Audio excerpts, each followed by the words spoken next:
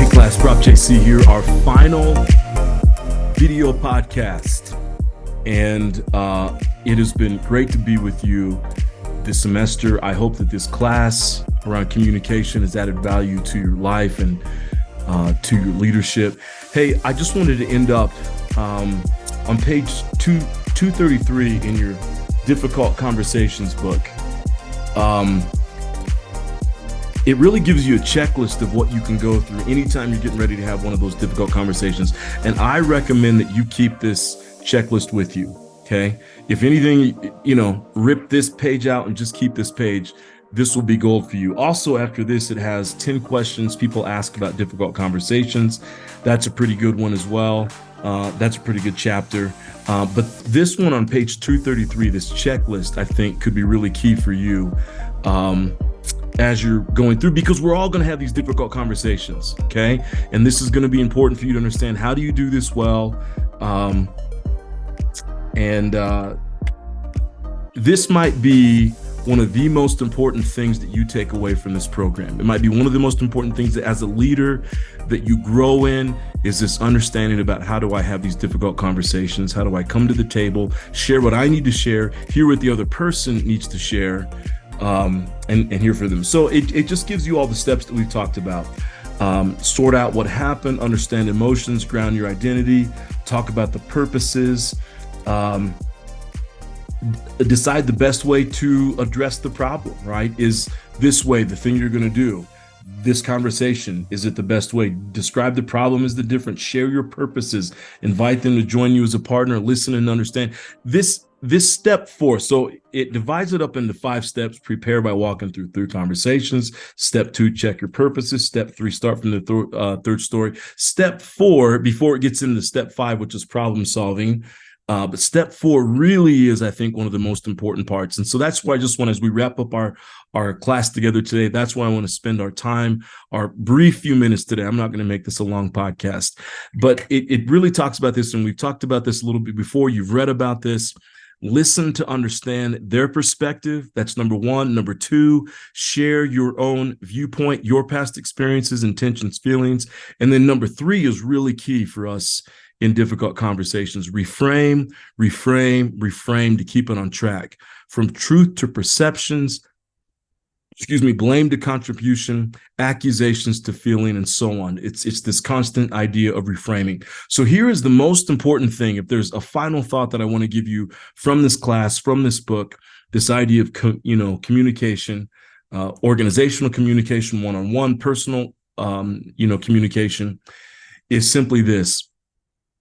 And it's really the greatest leadership lesson that you can learn. And if you get this lesson, especially for some of you who are younger in leadership, some of you who've been around a while, you probably get this already, you understand this. But if you're younger in leadership, it's the most important lesson. You take this into any aspect. You take this into your conversations. You take this into your workplace. You take this into your meetings. I was just doing a training a couple weeks ago, and one of the first questions I started off by asking the participants was a servant leadership training. And I said, what are those things that managers do that really get on your nerves, that are disempowering? We talked about what empowering leadership is. And so what are those things that are disempowering? And one of the things that they talked about that kept coming up, and it was a virtual training. So in the chat, several people said the meetings are disempowering. And I think a lot of times leaders like to, we like to be heard. We like to talk, we like to get people in a room and discuss because we think that's fun and that's fun for us. But a lot of our people are just saying, man, let me just go to my office and get my job done, right? Stop bothering me with all these, what they might consider to be pointless meetings. I got off track there. Here's the biggest key. It is not about you. It is not about you. If you take anything away from this class and from this conversation, from this book, how do you have meaningful conversation? How do you have difficult conversations? How do you lead well? Is understand that it is not about you. The worst leaders that you've ever worked for, the worst leaders that I've ever worked for, are the leaders that consistently make it about themselves. It's them. And that's why they're, That's why insecure leaders can be some of the tough people, some of the toughest people to work for, because it's not about you. It's all about them. It's not about how do I empower you to reach your full and highest potential for towards the aim of the organization. It's all about them as people. Okay. And so anytime you come to a difficult conversation, the most important question to ask is, how do I empower this person in front of me?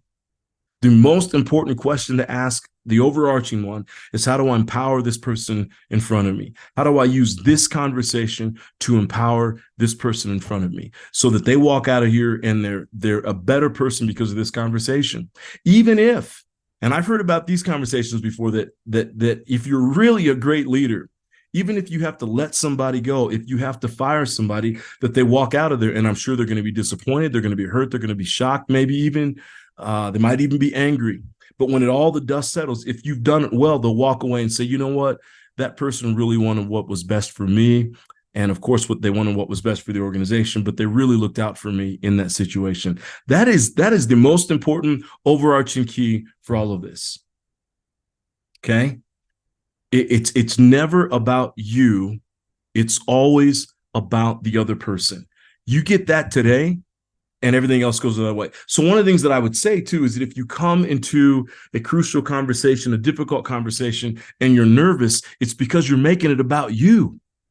Many times I've heard a lot of people say, well, right before you get up to speak, if you don't have any nerves, then you're doing it wrong. Or right before you do something like, a conversation like this, if you're not nervous about it, you do it. Well, I would disagree with that. Okay. Obviously, we're all going to have some nerves and emotions, and we've talked about that.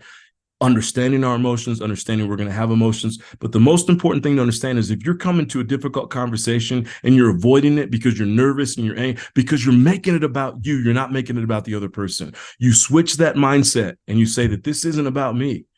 It's about how do I help this other person reach their full and highest potential? And if you're an organizational leader, how do I help the organization rise through this conversation? It is never, ever, ever about you.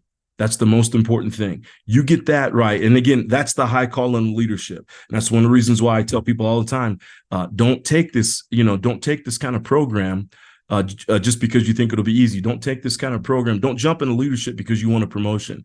Don't jump into leadership because you want to make more money. You've got to get into leadership roles because you really care about the people. You care about the mission. It's never about you.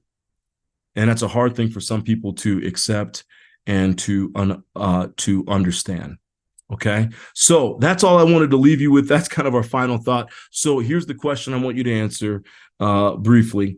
I just shared a couple really key points in this video. Got to make sure you listen to it. So go back to the video. I want you to share one of the key points, and then I want you to share 3 ways that you can do that better. Okay, so listen to it. I just shared 2 things that are really important. One was a question, one was a statement. Share either one of those. And what are 3 ways that you can do those things better? Hey, it has been an incredible opportunity for me to be able to have this this privilege to be able to walk you through the last several weeks. And I appreciate your hard work. Thank you for all that you've done. End strong. Let's make sure we get all of our work turned in on time. It's got to be done by Sunday. No exceptions. Nothing will be because my goal is on Monday to start grading everything. You get everything graded and get your grades up and ready to go by Monday or Tuesday of next week. So I got to make sure you get it all turned in. So make sure you get it all turned in. Thanks so much for all your work. I wish all of you the very best. And if I have you again in some future classes, that'll be wonderful. But if this is our final class together, thank you for all that you've done. Thanks for choosing Point Loma. It has been it's been wonderful to be on this journey with you. And I wish you all good things. Take care, everybody. I'll see you soon.